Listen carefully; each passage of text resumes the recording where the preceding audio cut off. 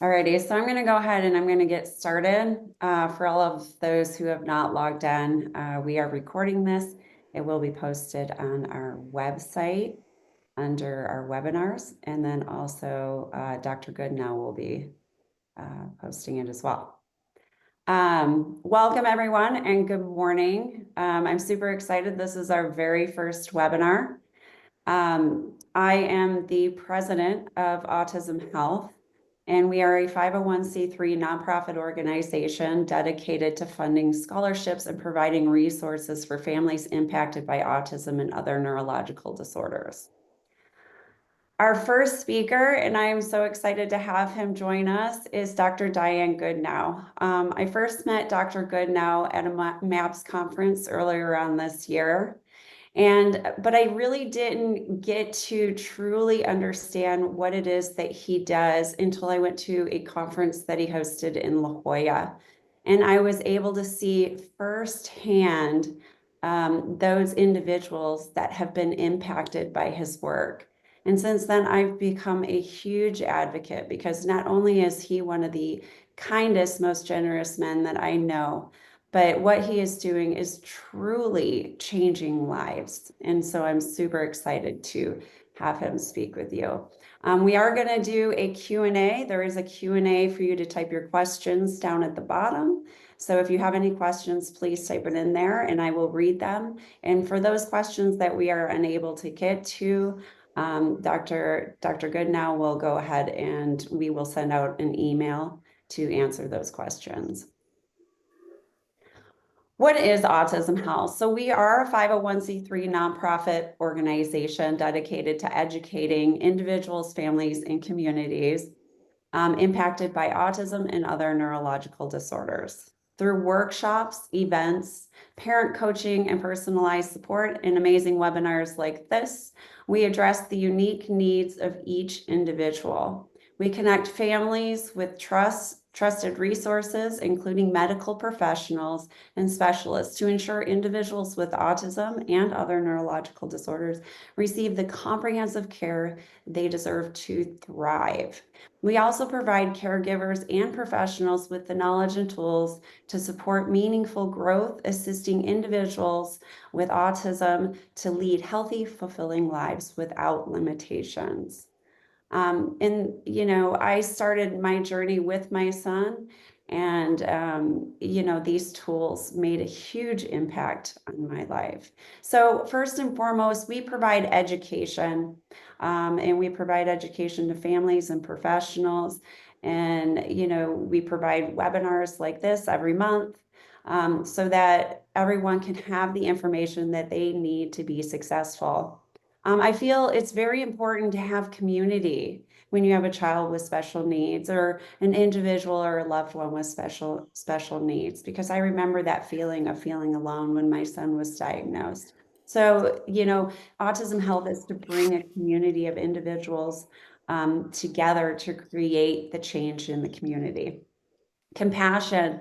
We want to remove all financial barriers. So for those who cannot afford to get those resources, that they have access to those resources via our website. We started a blog with many articles that I have written on biomedical intervention and addressing those underlying conditions, and also with webinars monthly. Empowerment. So our main job is to empower those families and individuals by providing that support and that education, so we can foster the independence and inspire hope for a healthier future.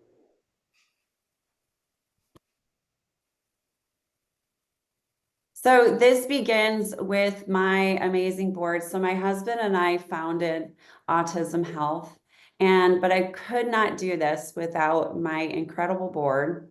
My board of directors, Melanie Dokis, who just gave birth to a little baby girl late last night, April Robinson, Mia Romero, and my board members, Patricia Marone, Krista Bourne, Jackie Christensen, Amy Shafford. And I want to give a special thanks to Amy for assisting me and hosting this webinar. She has been truly instrumental in making this happen.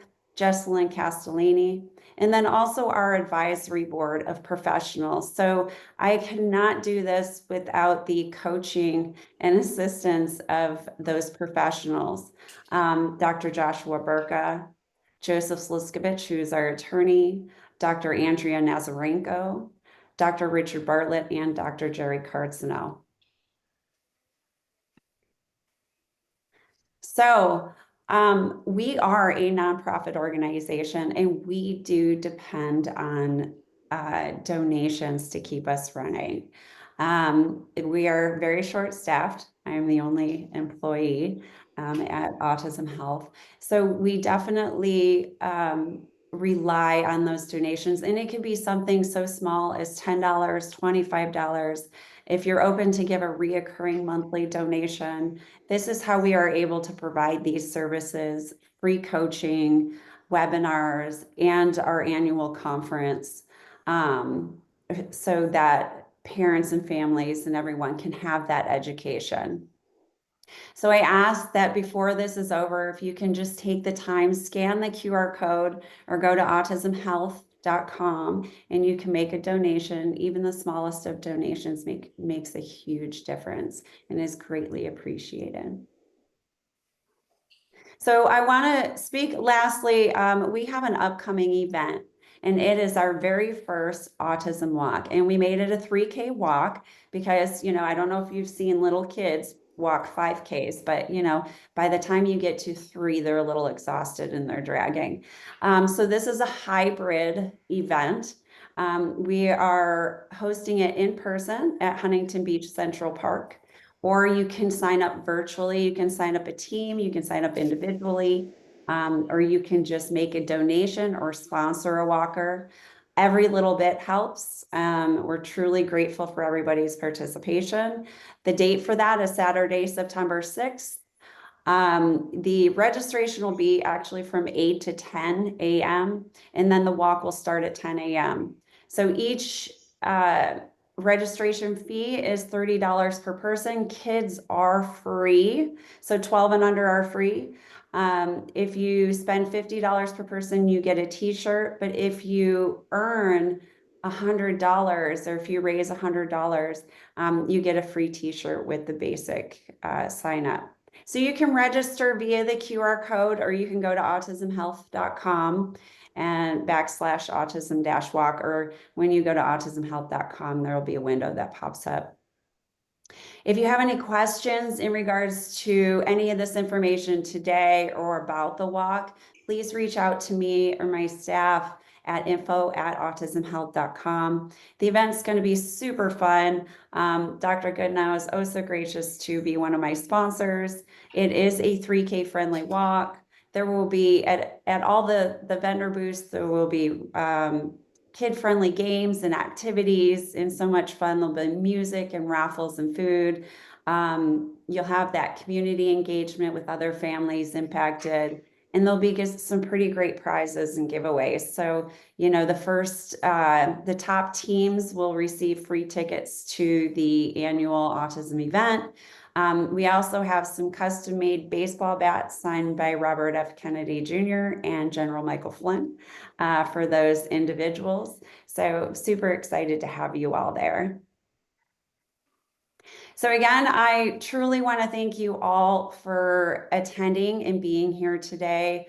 Dr. Goodenowe and his work is very near and dear to my heart, and I look forward to working with him on upcoming ventures in regards to the research that he is going to be doing for individuals with autism.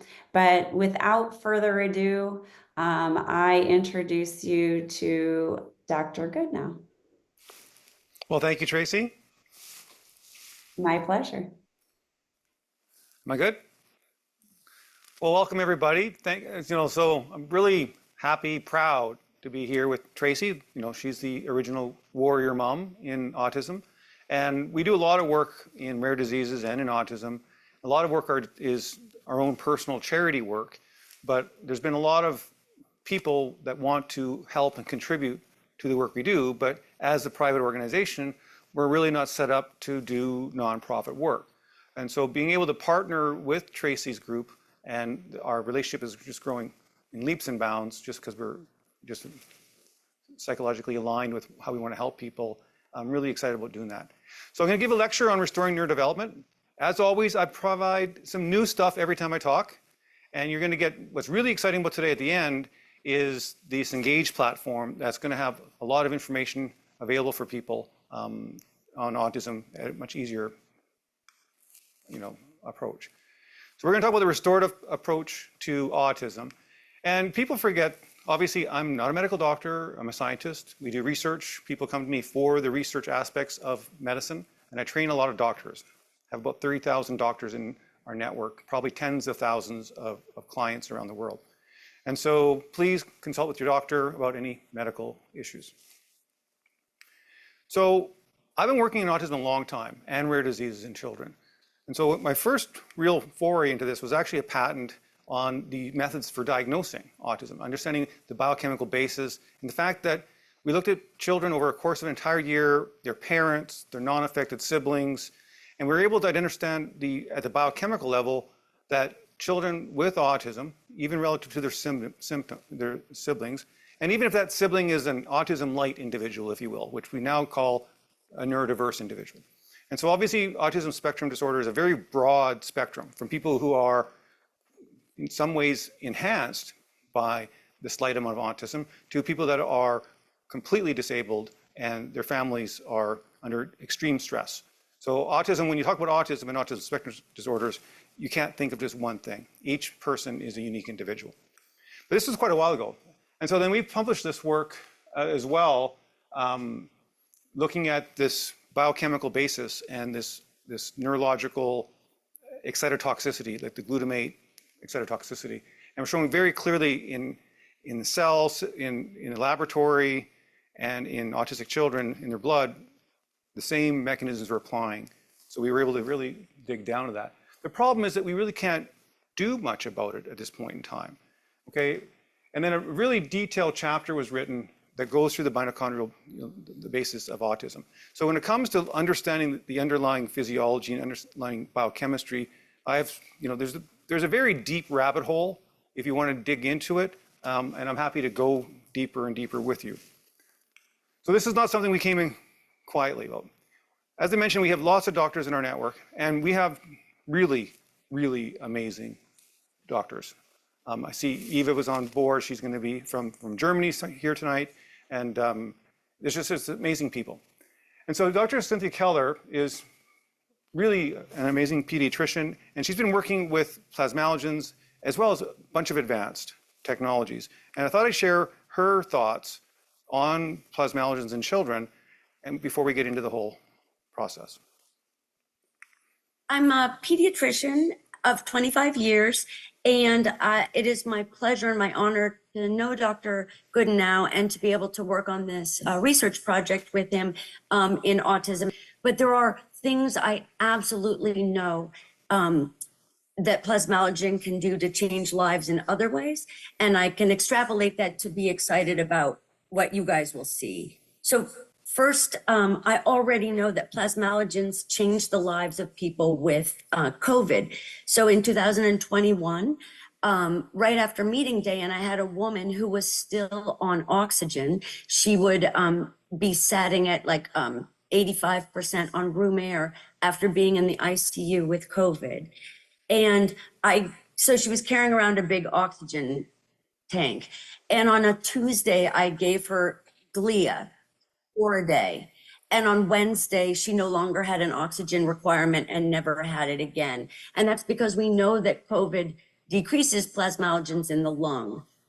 Also, I've already presented on a bunch of kids I have with cardiac issues, inflammation after COVID, even months out, where they have arrhythmias, they're passing out, they have chest pain.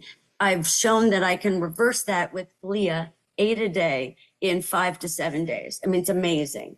Long haulers, Glia and Neuro are so helpful. So I already know that it changes lives in people with COVID. I also know that it changes lives of people who have issues with mold sensitivities. And I could talk about that now for a while, but it's life-changing for these patients. I also know how really important plasmalogens are for brain development and infant development. I'm a pediatrician of 25 years. And I know, I was going to show you this in person, but I wanted to see if I could show you. This is a graph of brain growth, size, head circumference. From birth is here, and 2 years is up here. And I want you to see how steep that curve is, right? That by about 18 months, our fontanelles close and our brain or our skull fuses. And all that brain development that happens in those first 2 years, right? This is all white matter. This is myelin. This is what Dayan's been talking about with the plasmalogen precursors. Now, we were built to have what we needed, right? We were built to get this out of the breast milk of our moms, right? Why do you think, like C. Edward Koop, the Surgeon General in the 80s, said every mom should breastfeed until 2? It's because he knew about this, right? This isn't new news. But remember that I explained to you already that in COVID, we're depleting plasmalogens in the lungs and in the hearts and in the vasculature and in the brains of our adults, right? Well, how do you think a mom puts this in her breast milk, right? So I think we're in a crisis situation where if we don't get something like what Dayan has created into these women, we're not going to get it into the babies, right? And this is not going to happen. So I already know how important plasmalogens are for infant development, so much so that I already gift free glia to any pregnant woman in my practice, because honestly, I don't want to take care of the baby who doesn't have brain development, right? This is terrifying. So those are the things I already know without a doubt plasmalogens can do to change the lives of people. And what I'm really excited to do is to prove those changes that can happen in kids on the autism spectrum with his plasmalogens. So if you're wondering out there, like, why is he doing this? I really have never met a man who isn't just this brilliant, but really is this kind and big-hearted and altruistic. So while I know that plasmalogens can change lives, it's really Dr. Goodenowe that's changing lives. And it is absolutely my honor to know him and get to witness with you guys all tonight the stories of people whose lives are changing. And it is my honor, and I feel so lucky to call him a colleague and a friend, Dayan. And you are all very lucky to know him too.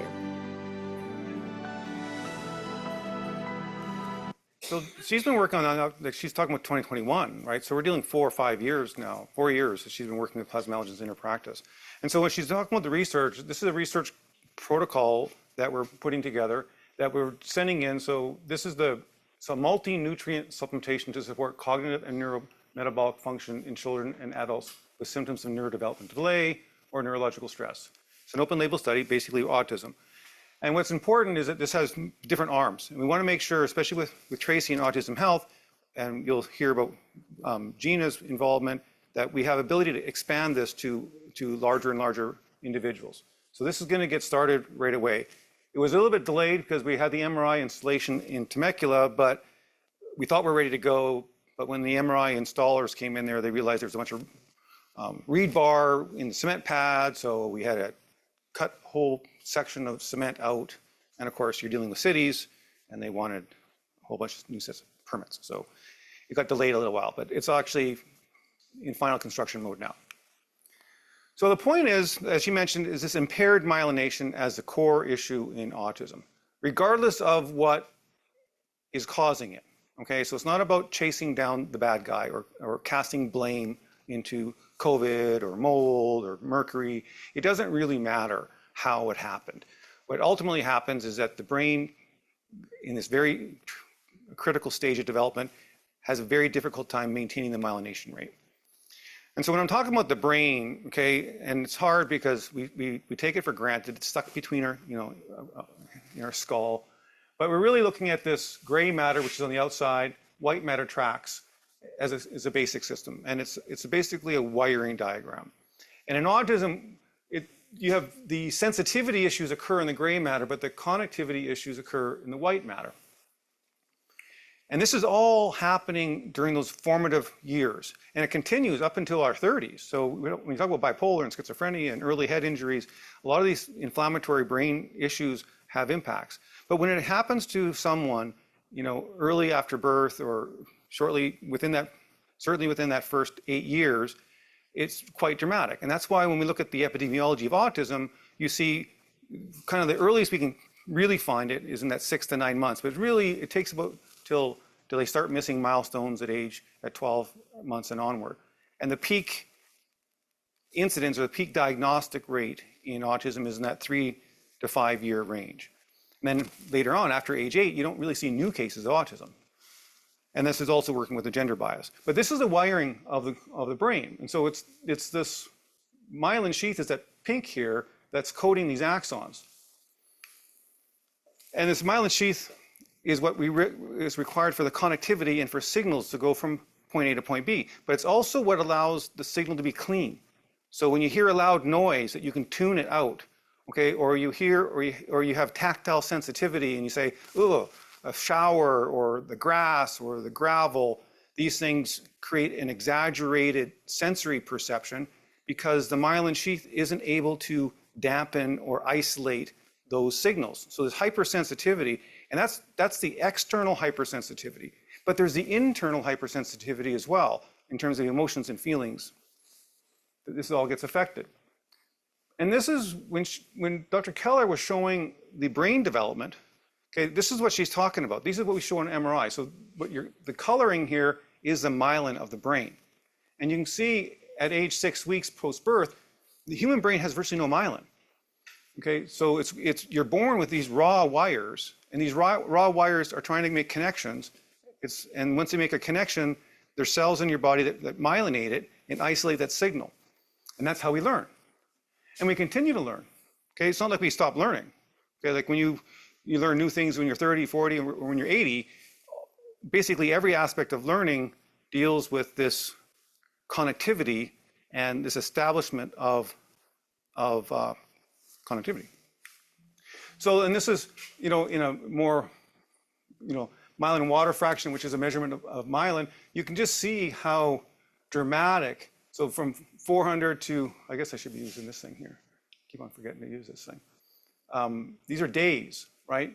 So 400 days is here, like just over 1 year, and 2 years is here. So you can imagine what's happening here in this first period, how much metabolic stress is occurring in the human brain to meet that demand.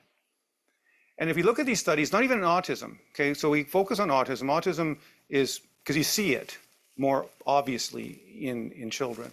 But if you take absolutely perfectly healthy children, healthy singletons between 37 and 42 weeks of gestation, uncomplicated pregnancy and delivery, APGAR scores over 8, no reported abnormalities on fetal ultrasound, no reported neurological history of the child, no reported psychiatric or learning disability in the history of the child or first-degree relatives. So if you want to have a child in this world, you want one of these children. Okay, this is basically as perfect as a child as you can possibly get.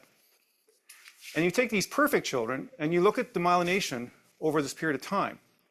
And so, because even if you take the perfectly born children, you're going to put them in the world around us. And the world we live in, as you all know, is not a perfect world. And we can take a look at this at 2 years or more on developmental stage, above average, average, and below average cognitive skills. And so those children that had more myelination had above average cognition. And those children that had lower levels, especially in the corpus callosum, which is a big, big pipeline, okay, they had decreased cognitive skills, even if they were completely born as perfect can be. And that's why this optimal myelin development is an essential for optimal mental function. So the question is, what exactly is it? And how does the developing brain make it? When does it make it? Well, it's these cells. These cells make this myelin called the oligodendrocytes. And they're the the physical builders of these myelin sheaths. And what a myelin sheath is, when I'm talking about that, okay, it's this phospholipid bilayer, and it's wrapped around the axon, which is the copper wire, if you will, delivering the signal from point A to point B. And so it's basically like an electrician walking around there with a roll of electrical tape and just wrapping this thing up so that this wire doesn't cross signal with the wire next to it. And so these phospholipids, where are they? Where they come from? That's where these plasmalogens come in. And these plasmalogens account for the major portion of these glycerol phospholipids, 50%. But the brain of newborn babies has low levels, 7%, like I showed you on the MRI, right? This is 1982. We're talking about 70, papers in the 60s, early 70s. Plasmalogens account for 20% and 70% of the ethanolamine. This is a paper in 1961. Okay, so we're not saying we've invented plasmalogens, and the role of plasmalogens in neurodevelopment has been known for a very, very long time. And specifically in the myelin sheath, it is really, really critical. Okay, I'm going to go through these quickly because you get access to all these slides, and I'll show you Engage. So this plasmalogen biosynthesis in early childhood development. So this is in postmortem brains. Okay, so there's actually physical brain levels of plasmalogens in children, looking at prenatal versus postnatal. Okay, and you can see this is when plasmalogens, the developing baby starts making plasmalogens basically at the beginning of the 3rd trimester. So this last stage here, so this is when Dr. Keller says, I'm giving all of my pregnant patients plasmalogens prior to birth, because she's knowing right now, because we know this stuff, and this is what paper, this is 1978, okay? So we've known this for a very, very long time, that this 3rd trimester, this huge plasmalogen demand occurs. So it doubles before birth. And then it doubles again in the first 6 months. And so when we look at children, so where the baby's getting these plasmalogens, if we look at children when they're born, because obviously when they're in the womb, they're getting fed through the placenta. So they're getting plasmalogens being delivered, and they start making their own in their bodies, and they get supplemented with their own plasmalogens, with the plasmalogens from the mom through the placenta. So when the baby gets born, it still hasn't fully developed its ability to make its own plasmalogens. And so when we look at neonates versus children at little later stage, you'll see that neonates have very low levels of plasmalogens. So when children are born, they're actually born plasmalogen deficient at birth. And so these full-term newborns are plasmalogen deficient at birth, and they don't catch up at least till month 6. So interestingly, this exclusive breastfeeding, okay, for the first 6 months is associated with improved brain development and reduced risk of autism. This is what Dr. Keller was talking about. And many, many studies have looked at the association between breastfeeding and autism incidence. Now, that doesn't mean just because you're breastfed, you got 100% protection of the children. And it doesn't mean if a child is formula fed that child's going to get autism. We're talking about a shift in distribution, right? And when we do these clinical trials looking at the shift in distribution, we're just trying to understand, is there a reality behind the observation? And that's what this is all about. Looking specifically at the role of breast milk on white matter development, others have correlated increased white matter development on MRI scans with increased breastfeeding. Again, this is not new stuff. Early white matter development, 133 people, children, positive relationships between white matter microstructure and breastfeeding duration, and so on and so forth. And if we look at these case control studies, 102 autistic spectrum disordered children, 102 matched controls, the study indicates that increased autism risk is generally associated with suboptimal breastfeeding practices. This is 2012. And a large study in China, looked at the association of not just whether children were breastfed or not, but whether they were exclusively breastfed for a certain period of time versus partially breastfed. And what they found was this,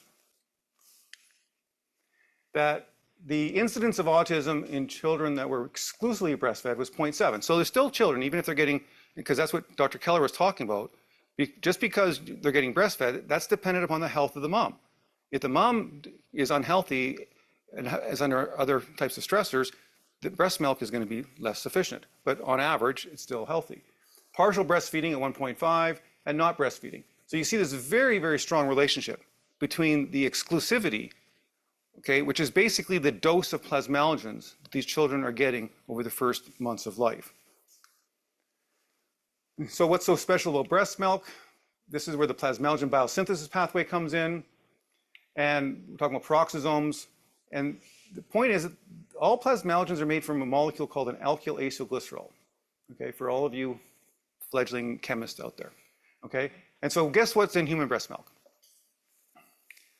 Lo and behold, it's exactly these molecules, okay? And these, basically, these are omega-9, so 18-1 here is omega-9. This is what is in glia. This is what's in breast milk. Okay, this is alkyl acylglycerols that are in breast milk. And this is 1986. There's papers here. I think I show a paper from 1962. Okay, this is 1962, understanding alkyl acylglycerols in human breast milk. Guess what's not in cow's milk? Plasmalogens. There's virtually no plasmalogen precursors in cow's milk. Okay, and this is all related to how different animals, the children of different animals, develop. Some animals have long or full development in utero, and some animals have lots of development post-birth. And so humans, okay, we get a lot of development in the third trimester. So the difference between the different mammals is based upon the developmental path of that child. And so the point is, back in 2006, we're coming on 20 years now. Okay, this is not a small, this is not just yesterday, we were working on this thing, which is very, very frustrating. So I made these and patented them. And we use a study with rare diseases in children that don't make plasmalogens due to a genetic mutation. And this is a cell culture of cells from that type of human, showing that we could restore plasmalogens using these precursors. And that's the basis of these glia and neuromolecules. And the glia is designed for this white matter development. The neuro is designed for the gray matter or synapse function. And so, as Dr. Keller was talking about, we know all this, but we still want to get this objective information. And so we can still do our clinical work, like doctors like Dr. Keller and on our network, they can still do the things that they're doing. Individuals have the right of their own to take what is a purely natural dietary supplement. And then our job at the research side is to gradually build the clinical trial infrastructure to show these definitive changes. And so one of the things that we work on, what's been taking us a while, is understanding the microstructure of the brain. And we use a technology on the MRI called neurite orientation and dispersion and density, NODI. Measures brain structure and not volume. And what it does is it takes every voxel, it takes the brain and it breaks into these cubes, right? A three-dimensional cube. And it looks where water is, where it's moving. And the water can be either inside the axon or inside a cell body or just freely floating around. It's very advanced technology. When we first started doing this, it took about 48 hours just to process one scan. We've definitely improved upon that.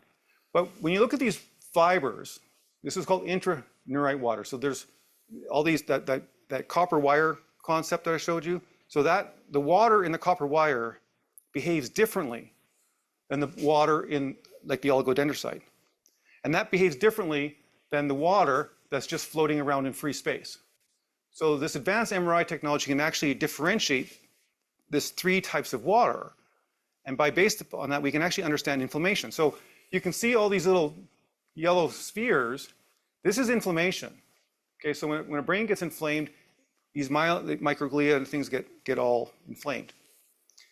And that's what we're talking about. Okay, so a strong, clean human brain looks like this, and an inflamed brain has more of these in it. And the gray matter, when we talk about the gray matter, that round, the part of the upper skull, it's not just one cell body type. There's actually 6 layers.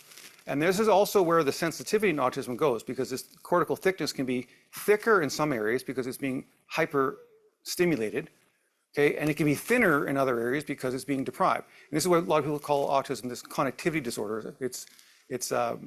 So you'll have hypersensitivities in certain areas and reduced capabilities in other areas.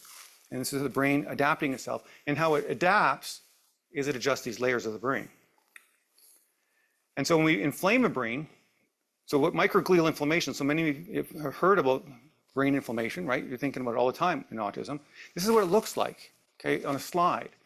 So this is what, this is looking at the hippocampus in this situation, but you'd have a normal brain, and as it gets inflamed with microglia, and the microglia are all this coloring, it gets absorbed. And this microglia starts attacking the white matter of the brain. So the question is we know this, can we do anything about it? And so now we're at the point with these plasmalogen precursors and nutrition, looking at aging, concussions, and others, is our ability to go into the autistic community with Dr. Keller and others, especially with the adults with autism, because obviously doing brain scans on young children is always challenging. But the point is, this is me, by the way. So this is me at age 53 and me at age 55.6. Okay, so as we get older, those fibers decrease. Okay, they maximize in our 40s and 50s, and then it drops off like this. And so this is, over the course of 2.5 years, this neurite density so we can actually regrow the brain. And this is what we see in Lisa Grillo's brain when she restores her vision after 30 years of blindness. And this is what you're actually seeing for all of you that are trying the glia and seeing positive outcomes in your children. This is what's happening in their brains, okay? And so we want to be able to measure that more objectively with Dr. Keller. And what happens a lot in the brain is that when these fibers go down, there's more free water. Okay, so when we're young, a lot of times children are diagnosed with autism because they have increased head circumference, like the swollen head, right? It's swollen because it's inflamed, and especially inflamed in the white matter. So we know when we help the brain, these free water levels come way down.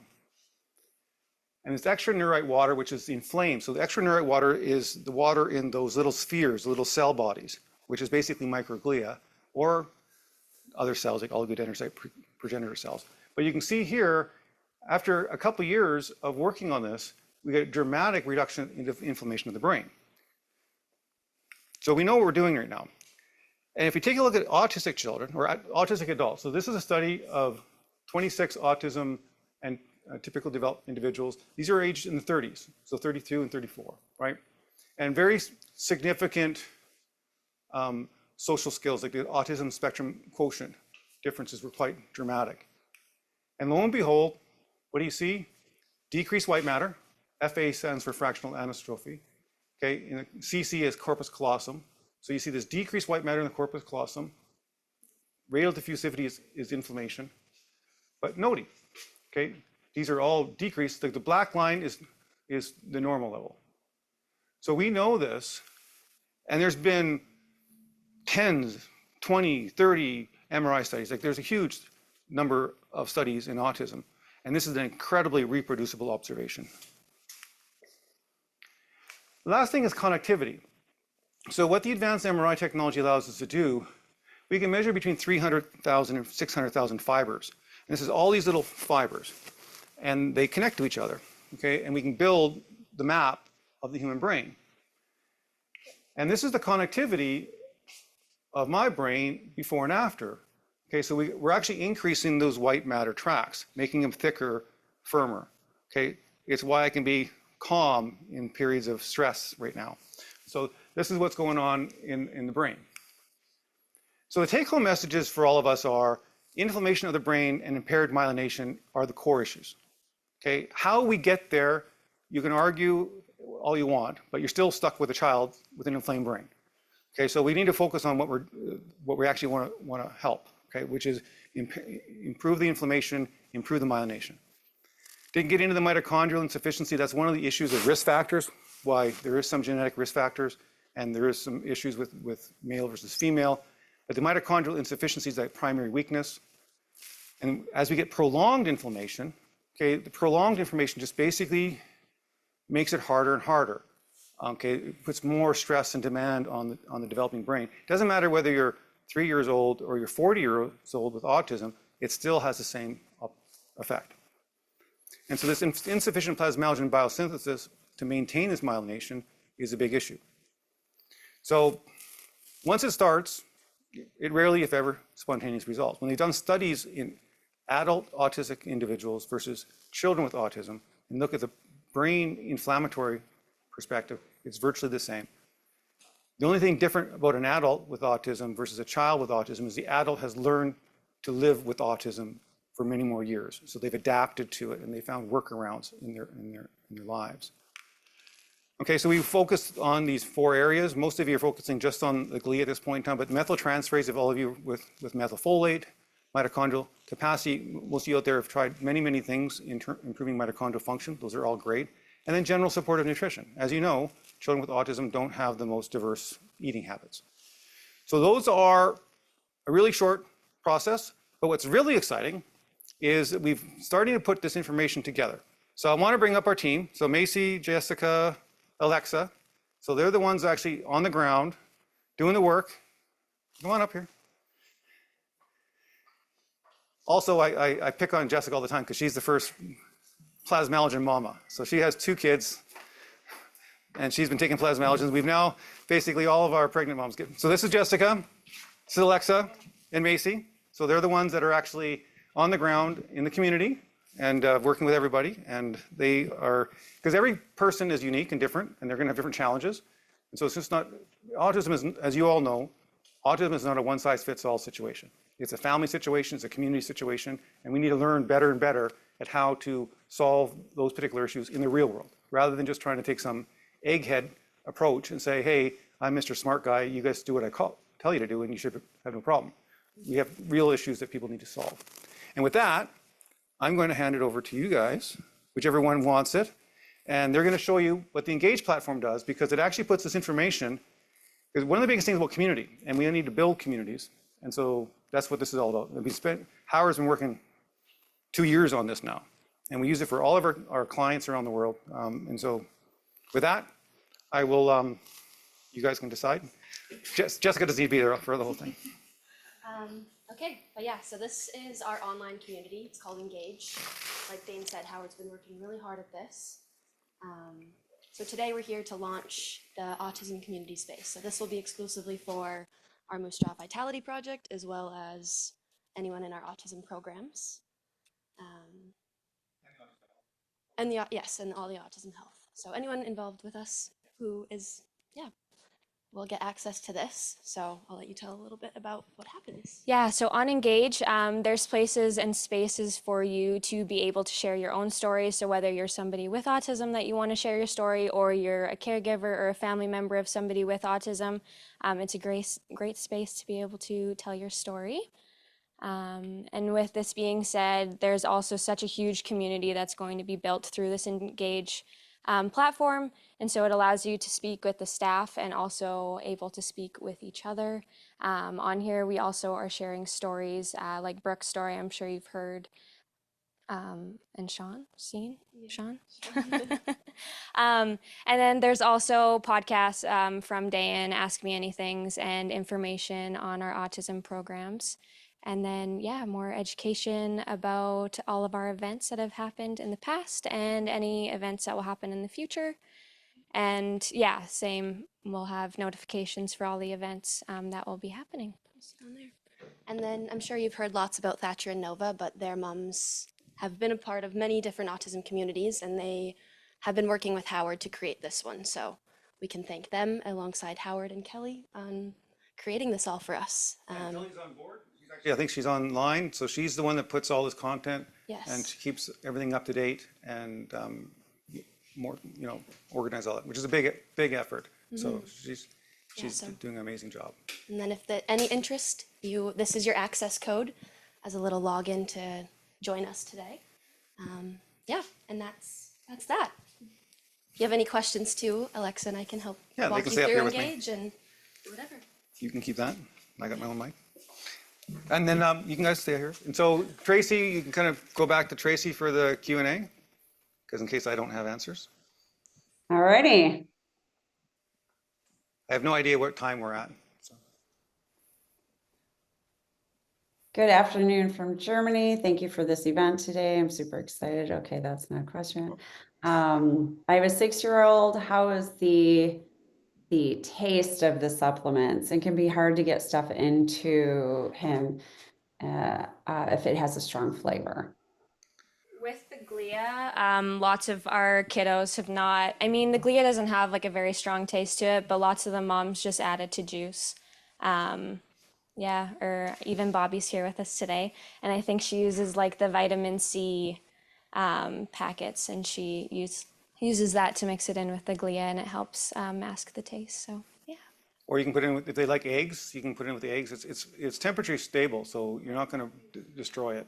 So if like someone likes scrambled eggs or basically mac and cheese, anything that your child will eat, you can put it in there. It tastes a little bit like it's got kind of a little bit of a, Like a straw. maybe a little soy sauce taste, a little bit maybe. Yeah, a little sunflower seed taste too, exactly. But it's, yeah. People are quite creative. Yes. So. We can help you with recipes too. We have Yes. lots of different things that we've messed around with, so. I'm not allowed to comment on taste. So I got a couple of questions via email yesterday. And so the first one is, how can we ensure objectively that somebody is autistic through a neuro MRI? As a child, I fell on my head from climbing a frame in kindergarten, and later the circumference of my head has become larger compared to my peers. Beside the known symptoms like brain fog, cognitivity, and so on and so forth. Well, it's very difficult to make a diagnosis with MRI. Like you can identify, we use the MRI not to diagnose a disease, but to actually understand the health of the brain. Because there's quite a variability in individuals. So when you take 100 people with autism and 100 normal developing individuals, you're going to be able to statistically see difference. But if you take one person and say, hey, I'm going to do a brain scan on one person, and I'm going to actually try to compare that one person to a population, that's where people get into trouble, because there's quite a lot of a range in individual. It's like asking someone who's short and who's tall. Well, it really depends on what context you're asking the question. And so in the MRI, what we can now with this NODI technology is we can really understand the inflammation of the brain. So we absolutely can see the change in the brain. And so we can absolutely see for concussions and so on and so forth. So in this particular situation with the fall on the head, this is another big passion of mine, is early childhood injuries of the head. And it happens much more frequently. We think kids are made like a rubber ball, and they just bounce off of everything. And that's just not true, okay? And it affects other things, and it shows up much later. It shows up in bipolar or schizophrenia or other personality disorder issues. It can happen quite a bit later, okay, in their life. They can have a car accident and they appear normal for a year or two. And then all of a sudden, in a completely dissociated way, a person can have issues. So a concussion can create inflammation. It can't really create autism, because it might in the younger children. So on this situation, we're obviously here in Moose Jaw, so hockey and head injuries are a big deal. And so we want to work on those closely. So this is what the myelination is about, the inflammation of the brain. So you can kind of say inflammation is inflammation at some level, okay? So if your head is swollen, chances are it is inflamed. And then the reducing that inflammation will allow that to come down. Okay, are there any factors that make plasmalogen precursors difficult to incorporate, or the absorption itself? The incorporation is simply dietary preference, okay? So glia is quite easy. Neuro is a bit more challenging because it does taste terrible, okay, even for me. I've just gotten used to it over the years. The absorption is designed to work the same way our body's designed to absorb triglycerides in the blood. And so there's no special formulation required to have it come into the body. And it gets absorbed very quickly and rapidly. Technically speaking, the gastric lipase and pancreatic lipase takes off one position, and then the alkyl acetylglycerol gets absorbed into the blood supply, and it goes directly into the brain, liver, heart, and so on and so forth. Is the brain able to remove toxin molecules that are bound to tissue in the brain through the blood-brain barrier on its own? Yeah, this comes up a lot, because a lot of people, again, we get focused on the bad guy, right?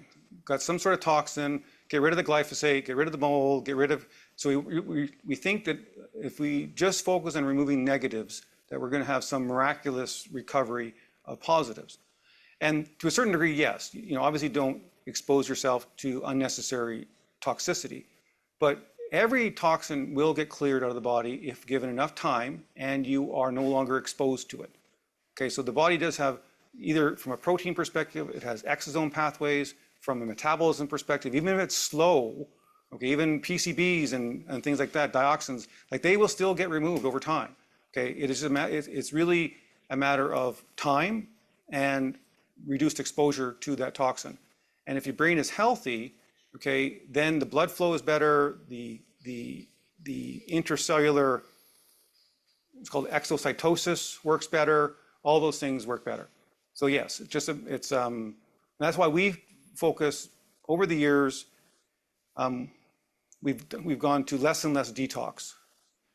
Remove, make sure you're in a healthy environment, but we don't get too obsessed with trying to actually detox individuals because it's really hard to be perfect.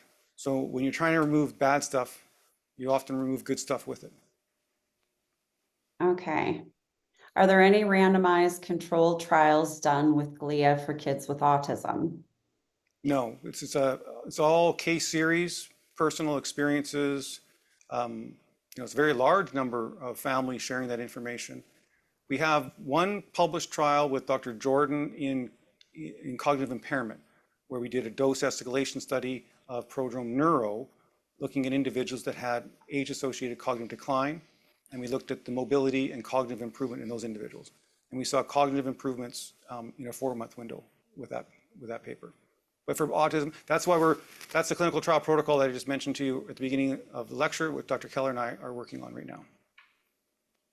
Awesome. Does camel milk contain plasmalogens? I'm not entirely sure. I think possibly goat milk has some. Okay, so it's probably one of the better alternative milk sources. Okay, for that perspective, but I'd have to look that up. Does anyone else know? Maybe somebody can chat GBT it. At what stage of the healing process is this recommended? 10 years old, nonverbal, still working on gut health, parasites, and mental detox. There's really no bad time to start. Okay, and it's such a core nutrient for human health and brain. It's like, when do you stop eating, right? It's food. It's basically, when do you stop taking proper vitamins and nutrients? The biggest issue with these plasmalogen precursors is that after we finish the breastfeeding phase of our life, there's really no sources of it readily available in our food supply. It's not like phosphatidylcholine, for example, where we know, okay, we've known since the 30s and 40s that even though your body can make choline is a very good analogy with the plasmalogen story. Okay, because your body can make phosphatidylcholine from scratch, and your body can make plasmalogens from scratch. But we've known since the 30s and 40s that if you eat a choline deficient diet, your liver dysfunction and you die. Okay, so choline is an essential nutrient. You cannot live without it. And so therefore, you have to have supplementation, even though your body can make choline, so you want phosphatidylcholine in your diet. Plasmalogens are basically the same type of concept. Even though your body can make it, okay, it becomes more difficult, depending upon your environment, to make enough of it at all times. So it really is a core nutrient that should be part of our program, especially the glia. The neuro is obviously a much more powerful molecule. And this is where the community in autism is so powerful, because I was really, really cautious about using neuro for any child with autism, because I think you'd be hypersensitizing, increase their stimulatory rate. And then it was the actual parents that came to me afterwards and say, well, yes, we started with the glia, but for school performance and getting things done, my child used to take 3 days to do her homework. She's done by supper time now. Like that kind of stuff, right? And they did that with the neuro. I think this is the power of community, especially when we're dealing with nutrition and lifestyle changes in individuals. And by having a community, people can kind of find a circumstance as close as possible to their own. And they get real life experience that will work with a higher probability in their world. versus some theoretical exercise. So I can tell you personally that I got to experience Dr. Goodenow's assistant, Jessica, and her little baby or toddler throughout the conference, and where I did not hear a peep out of her. And I'm like, what is it? So she's like, I honestly feel like it's the plasmalogen. So she was taking the glia, to my knowledge, she said, during pregnancy and also while she was breastfeeding. So I could truly see those benefits. Because honestly, through this whole thing, she was a little angel just sitting there as quiet as can be, and I did not hear her cry once. And that's really quite amazing because Jessica's quite, difficult. Okay, as an adjunct provider, SLP, what can we do? So plasmalogens are in camel milk. Yes, okay, they are. From Tammy, as an adjunct provider, SLP, what can we do? Often we are dealing with behaviors, but know that preventing further insult and healing are critical for us to be able to help. I really, it's an all hands on deck. Like you still want to do all of the behavioral training that work. What you want is proper nutrition will allow the child to learn better and adapt better with those training. So for example, the head of our manufacturing, Duke, his son Dash, so if he's probably the very first longest treated autistic individual in our world is his son Dash. And he used to come, because he actually physically makes the product, right? And so his son would come in at the lab, at our original manufacturing facility, and he would have quite large outbursts, wouldn't be able to sit quietly, wouldn't be able to, any kind of change in the place around it, right? And then we as an entire company have been able to watch this boy grow up into a young man, okay? And so now he's so independent, he goes and does the laundry and cooking for Duke while he works all day. And so he's now, and Duke, to his credit, engages Dash in the world, okay? Gets him out, gets him working with people, and now he's communicating with their team, and it's just an interesting situation, and you can just see the wheels turning as he's now, the world is fun for him now. Like he can actually play in the world, he can do things, and he can interpret and feel the effect of them, and he can joke, and he can tease, and he can, be fun. And it's an interesting situation. So, but he's still going to his autism program and therapies and all that kind of stuff. So absolutely don't stop well-established protocols. You want to use everything in your toolbox, for sure. So from Gloria, how can I access MRI technology to evaluate my son's brain myelination? That's a really tough one. We're getting there. The facility in Temecula, California will be up and running, but it won't be up and running for young infants. It'll still be only available for, individuals that are able to lay quietly, right? So a lot of times you need to sedate someone with autism before you do an MRI. So those would still have to be done at a hospital setting. And this is where I'll work with Dr. Keller more in the future, working on those protocols, especially for neonatal intensive care units. Like this, this is where our passion is. Like every neonate should be on these things. The bronchial dysplasias that we see in lungs in children and premature birth issues are a big deal. So it's not there yet. Hopefully in the reasonable future, but any adult this technology will be available to them. Well, it's actually available now through a partner site we have in Beverly Hills. Okay, this one's from Krista, who's one of our board members. Can you share more information about future studies and who would be eligible to be included as a subject in any potential future autism studies? Yeah, our goal is to open this up to the world. Okay, so, and this is where working with you, Tracy, and other foundations, like we're a private company, right? And so we really can't accept charity. We can do charity, and we probably, I don't know, it'd be hundreds of thousands of dollars. Like all children with rare diseases we treat free of charge. Okay, everyone in Moose Jaw is completely free of charge. We cover all the costs. We have case studies, we have several ALS patients, several people around the world. And so wherever we can help, we help. And so we have a huge charity program that we have. But we don't really have a mechanism. People say, how can I help? This is getting this clinical trial in place. So obviously with Dr. Keller and internally, we're going to have individuals that to the maximum that we can handle. But organizations like yourself now will be able to find ways to get it to a larger group of individuals that can't afford it. Okay, I can take on a city like Moose Jaw, which is 40,000 people. Okay, I can absorb that whole community, but I can't absorb the world. Okay, so that's where we need more people to help us in this world, in this process. Okay, this one's from Paula. I have a child with ARFID with an extremely limited diet and only drinks water. I've been working with an OT provider to get supplements. Oops, that moved on me. Okay, to get supplements, and we are still working on it. It would be nice if we could get something absorbed through the skin. Is that possibly going to be available? No, in that situation, and obviously work with, that's a very special case. But what people don't realize, actually, they forget about this, is, and it's not as fun to do, but rectal absorption of a lot of supplements is very, very good. Okay, so suppository is a very powerful way. It bypasses first phase metabolism in the liver. And so you can actually get a lot of absorption. Of course, it's messy, okay, but it's doable. But the skin thing, no. There's a bulk requirement.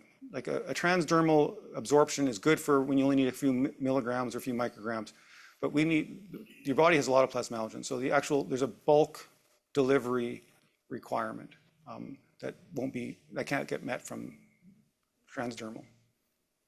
And I do know that you can buy the suppository molds to make them, and then you stick them in the freezer, right? Yeah, and the gel caps, they'll work. Oh yeah, to just do the gel caps. I didn't even think of that. Okay. Yep. Thank you for that. This is from Kim. I found that P5P, magnesium and zinc help reduce glutamate and stress. Will there be any plans to create a supplement in proper ratios to help with excess glutamate? I found one brand, but it uses magnesium oxide, which doesn't work as well as other forms of magnesium. Very good point. So actually in this autism trial, it has a whole nutritional program with it. So it goes step by step. It starts with the glia. We have a nutrient drink in which we have a lot of supplements and protein nutrition in it that can be mixed and cooked. And you guys have found wonderful ways of doing that.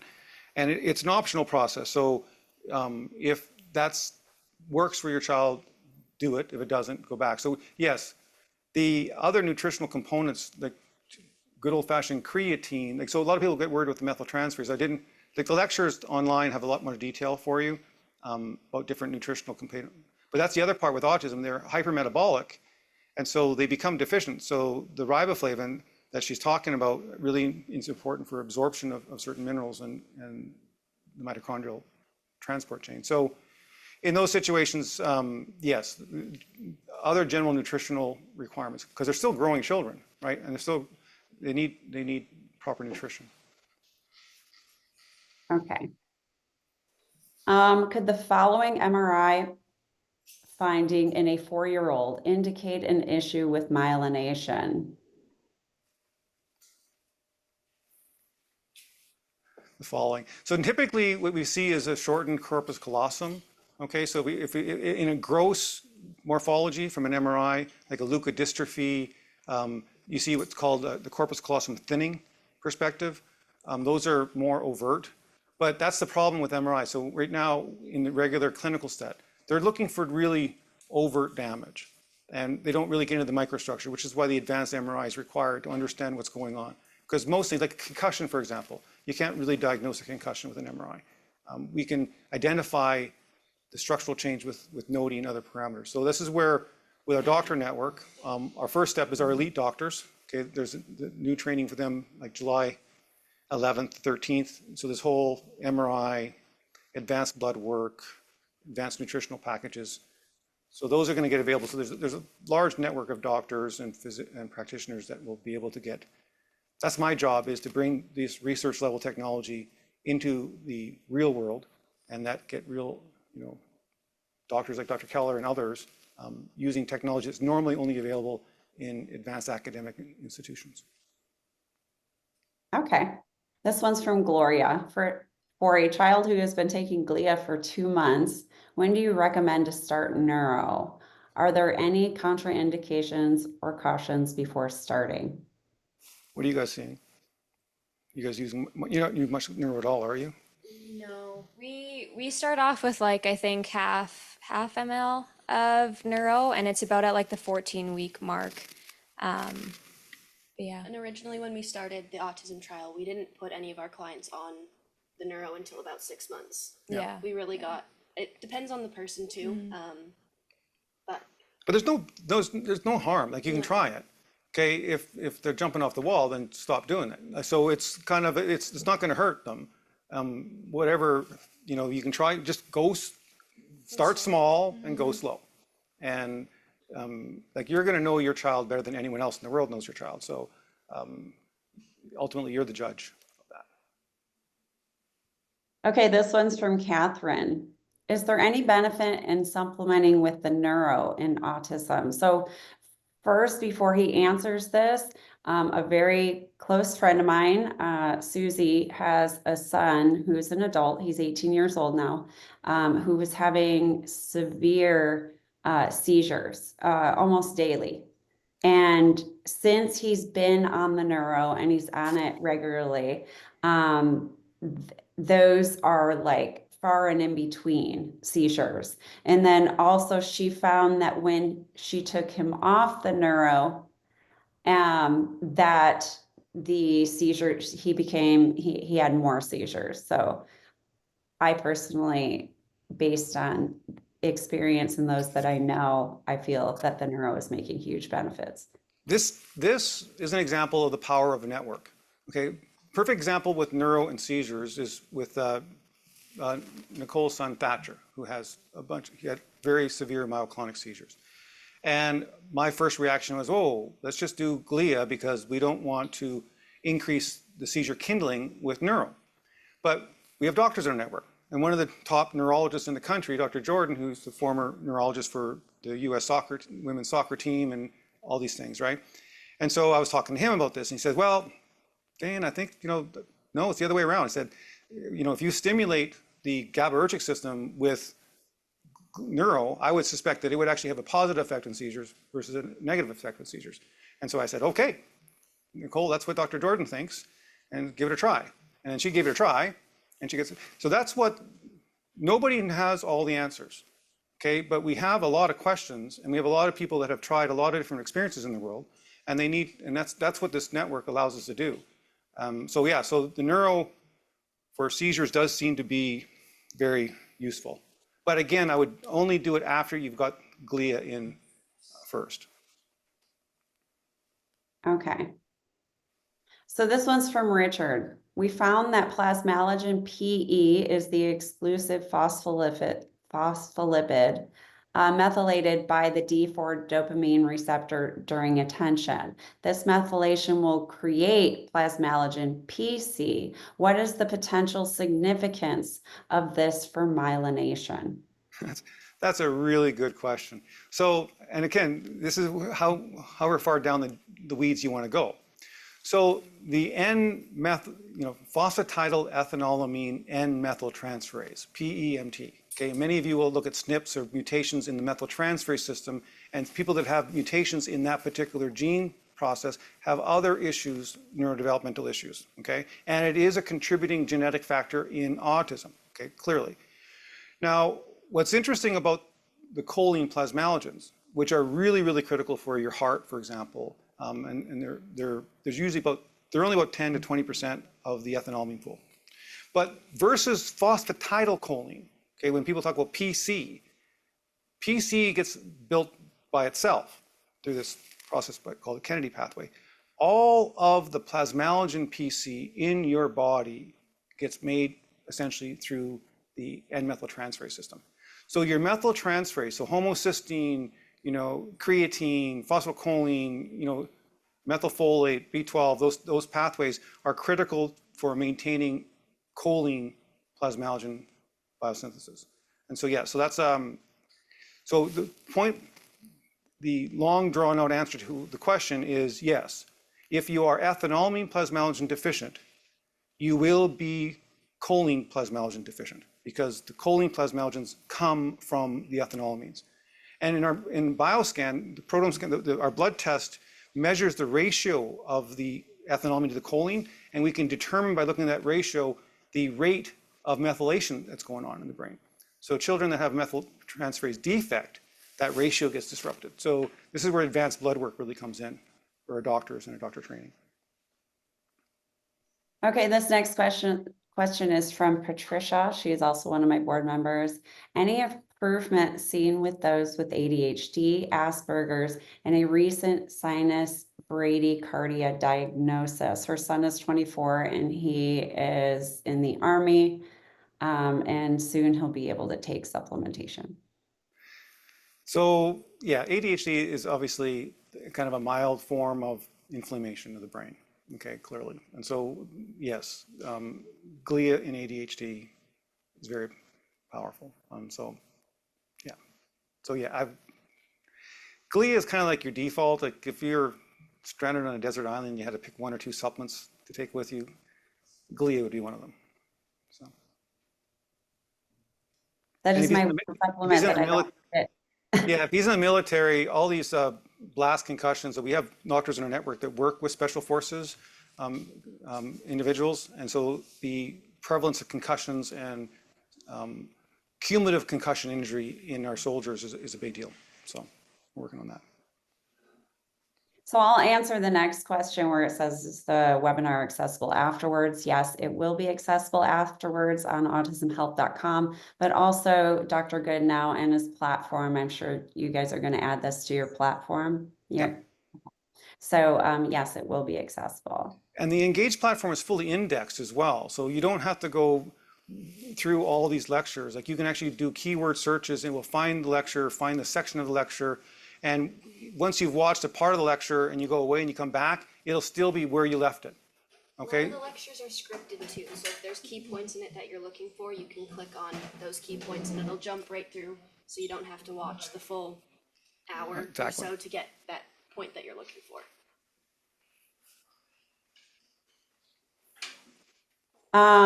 Okay, next is from Hannah. How can a patient get a serum plasmalogen level? Basically, that's where advanced blood testing. So that was part of the, obviously I've been measuring plasmalogens for decades, but there's really no commercially available way of doing that. And other than, like, so for children with rare diseases, they'll do a plasmalogen level, but they measure the total alkylglycerol content of the blood. So for paroxysmal disorders, for example, but they don't actually measure the actual plasmalogens. And so the BioScan and our technology is designed to measure these phospholipids so that our doctors and individuals, there's a whole self-directed research model for us. We believe that individuals have the right to personal health information, okay, that they can share with their doctor, share with each other. And everything that we collect on an individual doesn't have to be for diagnostic purposes. We can actually collect information, share information, and get better and better at our knowledge base. I really believe regular people are smart enough to know the difference. Okay, this next question and the very last one that I have here is from Tamara. Any correlation with tactile defensiveness or issues with sensory issues, clothing or touch? A big one. Like that's really one of the first things in rare disease children is that all of a sudden those type of sensitivities become less and less and less. Yeah, that's probably one of the earlier signs that most people see, I would think, right? In yours? Yeah, from experience too with people in the MVP, headphones. Mm-hmm. Like we have one boy in our trial, he wore headphones almost 24 hours of the day, and straight out the gates, like probably a week in, he was taking them out for 4 hours consecutively. So that was, and the noise was a really big one for him. Mm-hmm. So he was using the headphones to tune out the noise. Outside world, yeah, and that's what kept him right. calm, and now he's able to take them out for extensive periods of time. Exciting. Okay, well, that's all for our questions. I just wanted to give people one more opportunity, if they're open to make a donation to Autism Health. I don't know why it's going.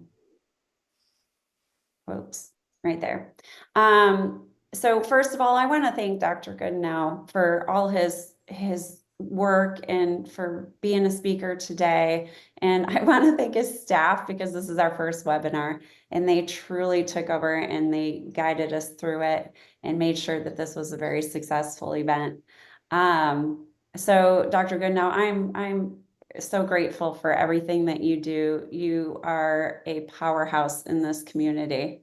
And you know, you bless so many different families and individuals with your work and your philanthropy and everything that you do. And I also thank you for all your support to Autism Health, because you've been, you know, a sponsor on every level that you possibly can, and you always show up for us. I'm really excited.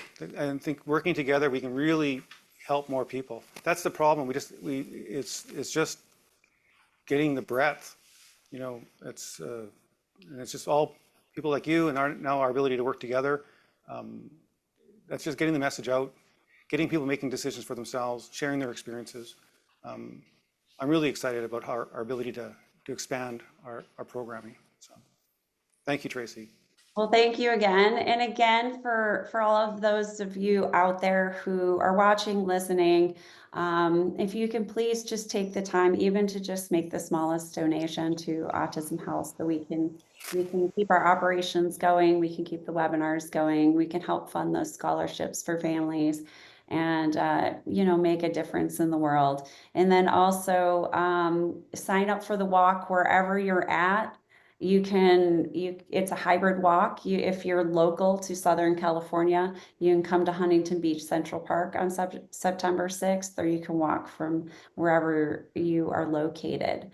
I want to thank you all for attending. I am truly grateful and blessed to be a part of this.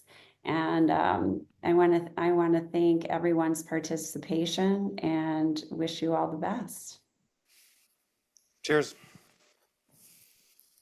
Okay. Thank you, guys.